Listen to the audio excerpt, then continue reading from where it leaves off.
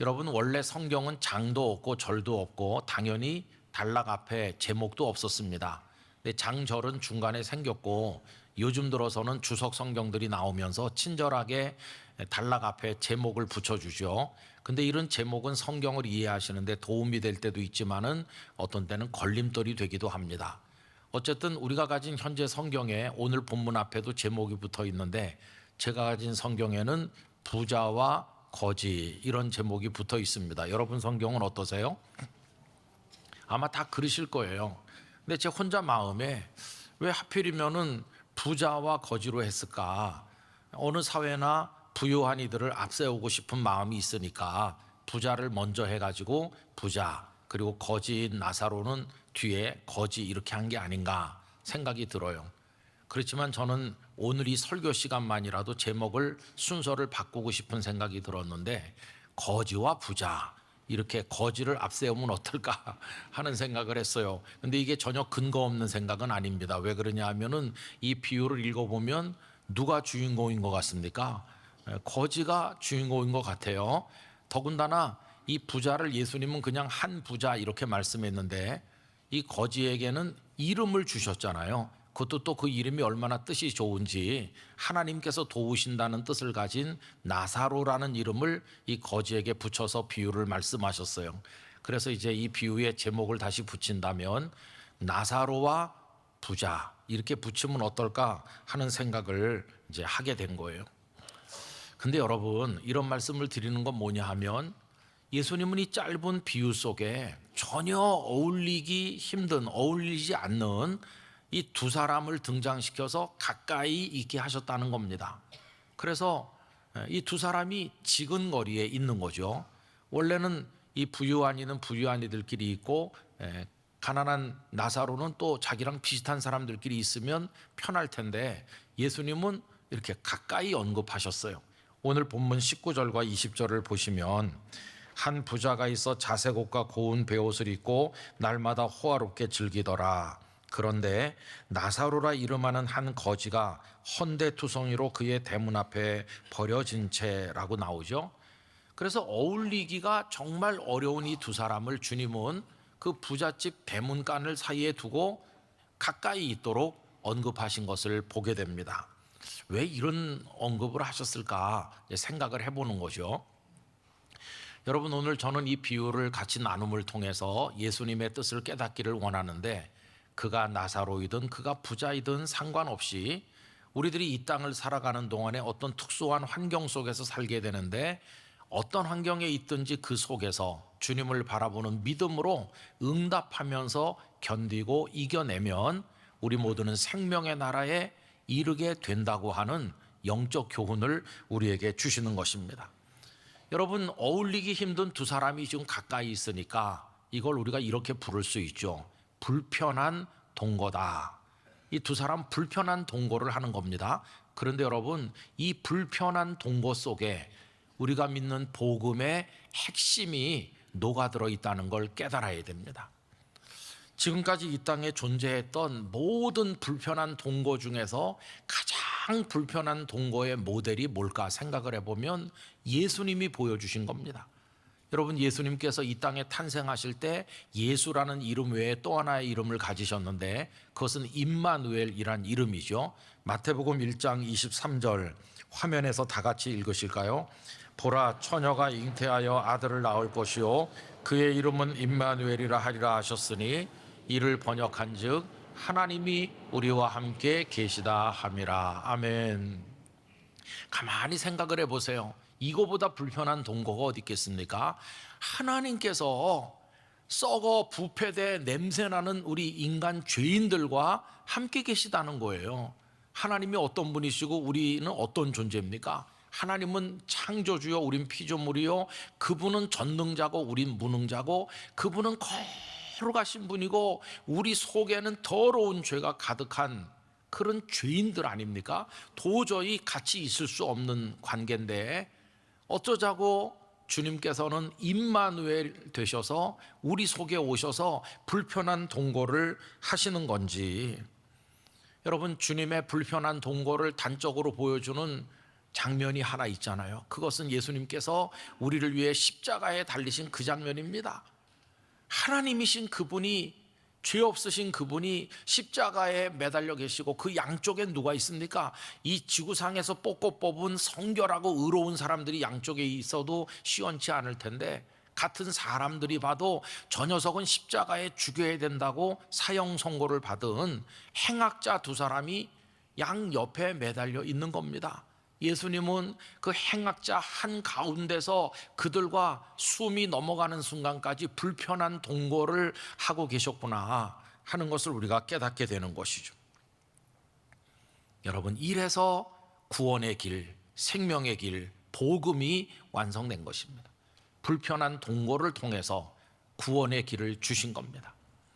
여러분, 그 주님은 오늘도 이 자리에 우리와 함께 계신 줄 믿습니다. 여러분, 주님이 지금 여기 우리와 같이 계시다고 하면 얼마나 불편해 하실까요? 왜냐하면 우리가 어떤 사람들입니까? 우리가 지금 괜찮아 보이는 성도로 여겨지지만은 우리 안에 얼마나 더러운 것들이 많은지 몰라요. 주님께서 우리 곁에 계시면서 막 슬프시고 인상이 어두워질 때가 얼마나 많을까? 왜냐하면 우리가 분노하면서 다른 사람을 향해 혈기를 내고 거짓을 말하고 더러운 쾌락을 추구하고 우리가 악을 행하는 그 모습을 바로 가까이 곁에서 보시면서 우리를 참아내시는 주님의 그 고통을 우리가 이해해야 되는 것이죠. 그런데도 주님은 우리를 떠나지 않으시고 불편한 동거를 마다하지 않으시고 그걸 감내하시면서 기꺼이 우리 곁에 계셔 주시는 임마누엘의 은혜를 지금 이 순간에도 우리에게 주고 계신 것입니다. 이 예배 중에 우리와 함께 하시는 줄로 믿습니다. 이게 뭡니까? 그분의 사랑이고 그게 복음인 것입니다. 복음. 여러분, 사실 우리가 영의 눈이 열리지 않아서 그렇지 정말 위대하신 하나님이, 그 거룩하신 분이 내 앞에 계시다는 걸 깨닫는 눈이 열리면 우리도 몹시 불편해서 견딜 수 없게 되는 게 그게 자연스러운 겁니다. 누가복음 5장이 그걸 보여주죠. 갈릴리의 시몬이란 어부가 밤새 그물질을 해도 한 마리도 고기를 잡지 못해서 힘들어 피곤한 몸으로 돌아왔는데 예수님께서 그의 배를 빌려 타시더니 그 육지에 있는 많은 무리를 가르치시더니 말씀이 끝난 다음에 그에게 명령하시기를 깊은 데로 가서 그물을 내려 고기를 잡으라. 이 시몬이 말씀의 권위에 압도당해서 가서 그물을 내렸더니 끌어올릴 수 없을 정도로 엄청난 물고기가 잡혔고 동료를 손짓해가지고 간신히 2배 끌어올리는 그 순간 눈이 확 열리면서 이분은 단순한 선생님 랍비가 아니고 우리가 기다리던 그 주님이시로구나 하는 걸 깨닫게 되는 순간 이 시몬이 어떤 동작을 보입니까? 그 배전에서 그분 앞에 그냥 엎드러지는 거예요. 엎드러지면서 그가 했던 말, 주여, 나는 죄인입니다. 나를 떠나 주십시오. 나를 떠나달라고. 이 배전에 당신같이 거룩하신 주님과 이 죄인인 인간이 같이 있다고 하는 걸, 있는 거를 저는 견딜 수가 없으니 주여, 나는 죄인으로소이다. 나를 떠나소서. 이게 불편함을 느끼는 거 아닙니까?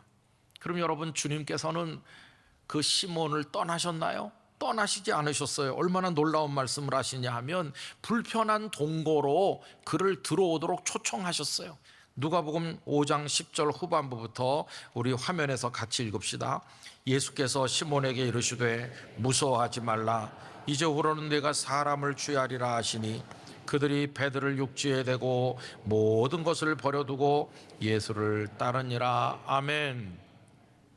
그래서 그는 베드로가 되었고 주님과의 불편한 동거를 하게 되었는데, 불편하지만 주님은 불편을 느끼지 않도록 한없는 사랑으로 그를 끌어안아 주심으로 나중에는 기쁨의 동거가 되었고 주님과 함께하는 행복한 제자가 된 것이었어요. 여러분, 오늘 우리가 이렇게 예배자가 되고 주님의 집에 나올 수 있는 것은 주께서 우리를 품어주시기 때문인 줄로 믿습니다. 그러나 그분은 얼마나 불편해하고 계실까? 우리의 더러운 모습을 보면서 이런 걸 생각하면서 죄송스러운 마음을 가지고 그 임마누엘의 은혜를 주시는 주님 앞에 감사하고 감격해야만 될 것입니다. 이게 구원이고 복음인, 그리고 사랑인 것이죠. 그래서 여러분, 오늘 읽은 이 나사로가 나오고 부자가 나오는 이 비유는 단지 작은 하나의 비유로만 생각할 수가 없고, 이 비유 속에 성경 전체를 관통하는 하나님이 사람이 되셔서 이 땅에 오셔서 우리와 함께 불편한 동거를 하면서 우리를 품고 구원해 주시는 이 복음 전체가 이 속에 녹아 있다는 것을 알 수 있습니다. 자, 그러면 이걸 이해하는 우리가 이 비유를 읽을 때 우리는 어떤 눈으로 읽어야 되고, 이 비유 속에 있는 사람들은 어떻게 살아야 주님의 그 복음에 응답하는 삶이 되겠는가 하는 것입니다. 여러분, 이제 이 비유 얘기를 해봐야 되는데요, 이 비유가 현실이라고 상상하면서 한번 생각을 해보시기 바랍니다. 먼저 부자 이야기부터 해보면 이렇습니다.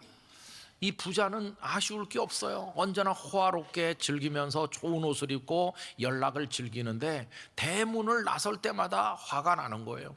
아니, 뭐 이런 녀석이 우리 집 대문 앞에 와서 있나? 막 개들이 와서 핥을 정도로 온몸에 헌데투성이에다가 냄새나고, 그래서 종들에게 명하겠죠. 당장 저 먼 데로 쫓아내라. 종들이 쫓아냈을 거예요. 근데 그 다음날 또 와 있네요. 근데 또 와 있는 게 나사로의 의지가 아니고, 그가 오고 싶어서 온 게 아니고 사람들이 그를 그리로 데려온 겁니다. 여러분, 오늘 말씀 20절 맨 끝에 보면 버려진 채라는 부분이 있는데, 이 버려졌다는 단어는요, 헬라어로 보면은 발로라는 동사인데, 어떤 물건이나 이런 걸 갖다가 이렇게 휙 던지는 거, 그게 발로입니다. 사람들이 나사로를 마치 던지듯이 거기다가 이렇게 갖다 놓은 건데, 오늘 본문에서는 이 동사가 완료 수동태로 돼 있어요. 완료 수동태로 돼 있으면 약간 그 뉘앙스가 바뀌어서 이렇게 집어 던진다기보다는 눕혀 놓는다, 그런 뜻이에요. 거기다 눕혀 놓는다. 그러니까 사람들이 나사로가 원하지 않지만 그를 데리고 와가지고 너 여기 있어, 그러면서 거기다 눕혀놓고 가는 겁니다. 이건 뭘 말해줍니까? 그 사람들이 그 집에 사는 부자에게 대해서 가지는 일말의 기대감의 표현입니다. 이 사람을 여기다 눕혀놓으면 저 부자가 그래도 뭔가 먹을 거라도 좀 주고 그 상처를 치유하지 않겠나 하는 기대감을 가지고 거기다 갖다 눕혀놓는 겁니다. 그 부자도 그걸 알겠죠. 그래서 그 집에 드나들 때마다 화가 나지만은 한두 번 쫓아내다가 그냥 내버려 놔둬라 이렇게 하겠죠. 그러면서 먹다 남은 음식을 내다 주라고 시키기도 하고, 그래서 나사로는 그 집 대문간에 있으면서 그걸 먹는 거예요. 상처는 깊어지고 개들은 와서 그의 헌대를 핥고, 그렇게 시간이 지나다가 이 부자가 죽었어요.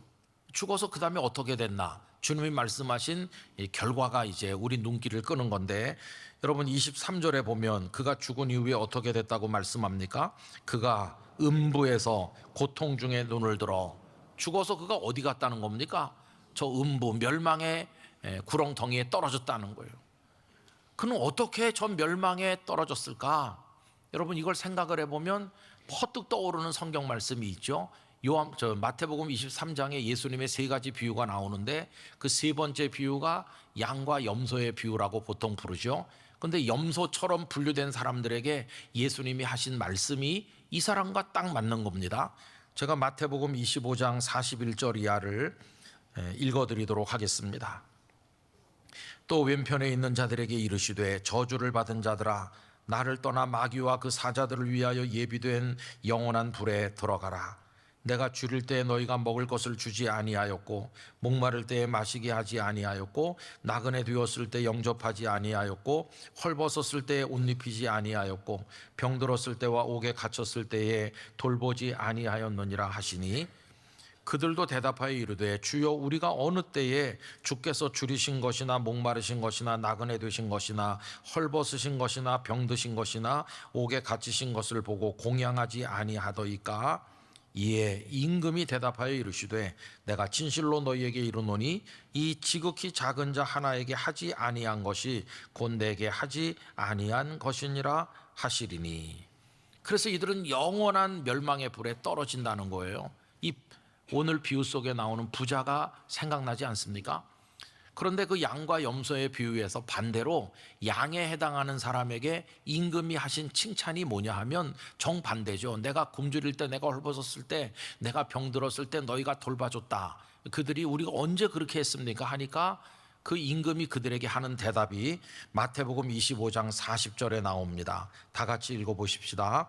임금이 대답하여 이르시되, 내가 진실로 너희에게 이르노니 너희가 여기 내 형제 중에 지극히 작은 자 하나에게 한 것이 곧 내게 한 것이니라 하시고, 그러면서 그들을 축복하기를 너희를 위해 준비된 영원한 생명으로 들어가라고 축복하시는 거예요. 자, 그러면 이 마태복음 25장의 양과 염소의 비유를 우리가 연결해 가지고 도움을 받으면, 오늘 본문으로 왔을 때 자기 집 대문 앞에 와서 있는 이 나사로가 이 부자에게는요 좋은 기회였다는 것을 알 수 있어요.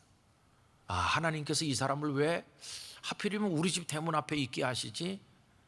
주님이 나에게 원하시는 게 뭘까? 이걸 믿음으로 잘 해석하고 받아들였다면 그 나사로가 기회가 되는 거예요. 선을 행하고 주님을 기쁘시게 할 수 있는 기회고, 그 양과 염소의 비유를 붙여서 설명한다면 나사로를 돌보는 게 곧 주님을 섬기는 게 되는 기가 막힌 기회를 주께서 이 부자에게 주셨다고 할 수 있는 거죠.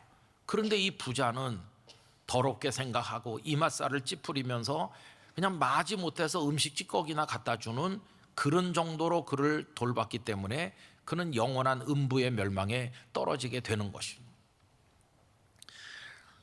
우리가 살다 보면은 그래도 내가 괜찮아, 그런 때가 있습니다. 건강도 형편도 그저 자식들도 다 속썩이지 않고 내가 복을 많이 받았어 라고 생각될 때가 있는데요, 여러분, 그때 우리는 부자의 입장에 있다고 할 수 있어요.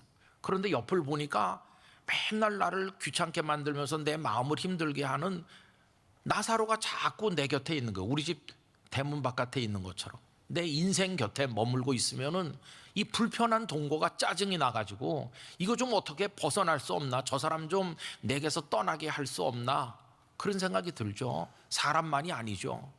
시끄러운 교회에 있으면은 우리 교회는 왜 이렇지?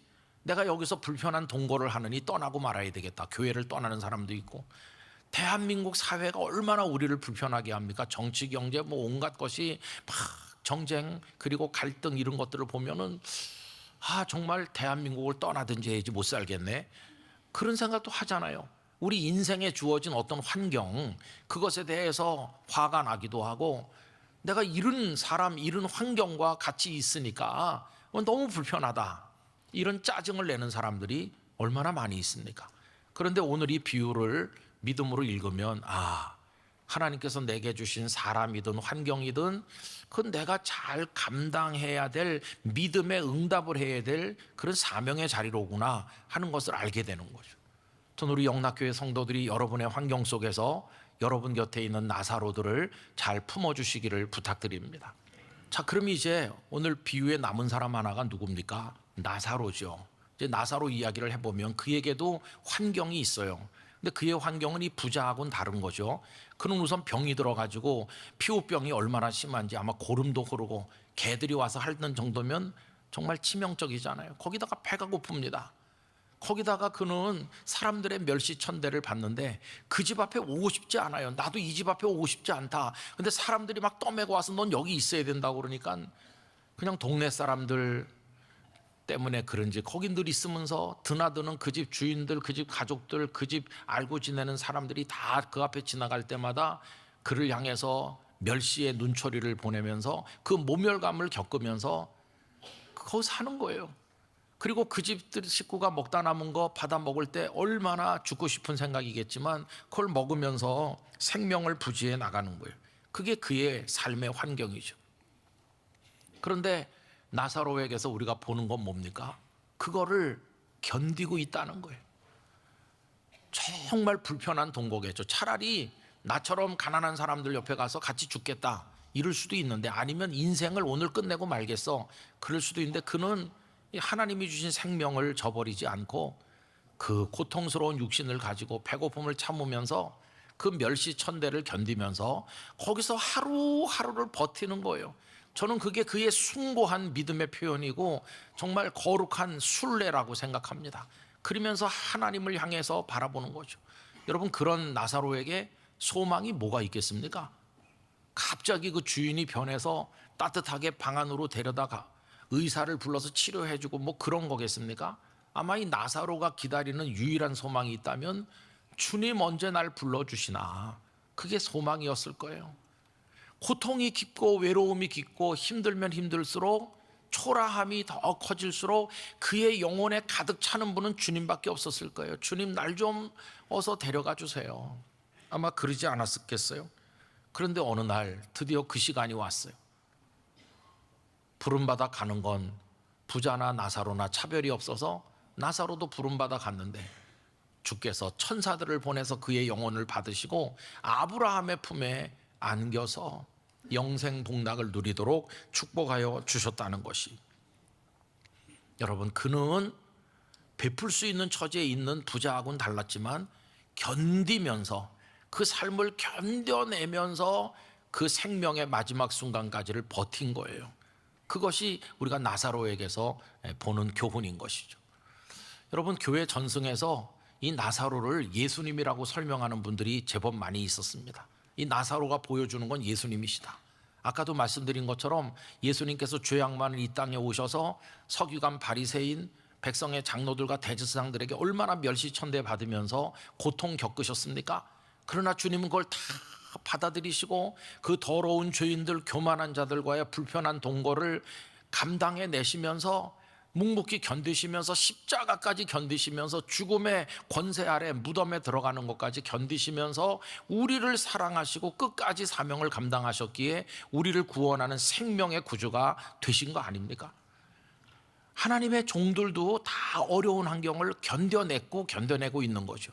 여러분, 사도 바울이 또 그렇게 말했어요. 고린도후서 1장 8절 9절에 보면, 형제들아, 우리가 아시아에서 당한 환난을 너희가 모르기를 원하지 아니하노니 힘에 겹도록 심한 고난을 당하여 살 소망까지 끊어지고 우리는 우리 자신이 사형 선고를 받은 줄 알았으니 이는 우리로 자기를 의지하지 말고 오직 죽은 자를 다시 살리시는 하나님만 의지하게 하심이라. 바울이 얼마나 고통받았는지 아시잖아요. 바울이 그런 대접을 받을 뿐이 아닌데 사람들에게 오해당하고 비난받고 환난 만나고 감옥에 가고 얻어맞고 죽을 고비를 넘기면서 또 그 미워하는 자들과 같이 있어야 되는 그 고통을 다 견디는데, 주님이 부르시는 그 마지막 순간까지 마치 대문 앞에 있는 이 나사로가 견디듯, 우리 예수님이 견디듯 바울도 견디면서 끝까지 믿음의 길을 완수할 때까지 걸어가셨잖아요. 우리 선배들이 또 그 환경 속에서 다 그렇게 하신 것을 볼 수 있는 거죠. 여러분, 이 세상에 수십억의 사람이 사는데 다 환경이 다릅니다. 어떤 이는 부자인 경우도 있고 어떤 이는 나사로인 경우도 있어요. 그리고 또 한 사람이 일생을 길게 살다 보면 부자였던 사람이 언제쯤 가면 또 나사로가 되고, 나사로였던 사람이 부자처럼 형편이 좋아지기도 하고, 이게 뭐 계속 변하는 거예요. 그러나 여러분, 내가 지금 현재 어떤 환경에 있든지 앞으로 어떤 환경 속에 있게 되든지 간에 모든 환경에서 주님을 바라보기를 원합니다. 거기서 믿음의 응답을 하기를 원합니다. 부자의 입장에 있으시다면 여러분들 곁에 나사로들을 품어주시기를 바랍니다. 사랑하고 베풀어주고 세워주고 인정해주고 그들을 격려해 주시기를 바라는 것입니다. 반대로 지금 나사로처럼 힘들다면 그 고통도 견디면서 주님을 바라보시고 주님이 부르시는 그날까지 우리 생명의 마지막 순간을 지켜나가는 그런 삶의 의지가 우리에게 있게 되기를 간절히 원하는 것입니다. 여러분, 그렇게 하면 어떤 환경에 있든지 믿음을 따라 자기 환경에 응답하면 그게 다 천국으로 우리를 이끄는 생명의 길이 되는 것입니다. 이 부자도 그 나사로를 사랑하면서 주님께 응답했으면 영원한 형벌에 떨어지지 않았고 그 환경이 이 부자에게도 생명으로 가는 길이 됐을 거고, 근데 나사로는 아주 어려운 처지에 있었지만은 이렇게 해서 아브라함의 품에 안긴 게 아니겠어요? 앞으로 우리가 어떤 형편에 있게 될지 아무도 모르는 것이에요. 지금 자유대한민국이 이렇게 평온하지만은 전 세계는 전쟁으로 또 고통받기도 해요. 이 땅에 전쟁이 없으리라고 장담할 사람 아무도 없는 것인데, 어떤 일이 우리 앞에 벌어지고 내 형편이 어떤 처지에 있게 되든지 나는 주님 바라보리라. 그 상황이 내게 요구하는 대로 믿음으로 응답하리라. 그래서 때로는 품고 베풀고 때로는 견디고 인내하면서 주님의 나라를 향해 걸어가리라. 그런 다짐을 우리가 가져야만 될 것입니다. 그렇게 하면 환경 때문에 지는 것이 아니라 어떤 환경에 있든지 우리 모두는 천국문을 통과하는 생명의 사람이 될 수 있을 줄 믿습니다. 그때까지 주님께서 우리에게 힘 주시고 잘 감당해내도록 은혜 주시기를 간절히 축원합니다.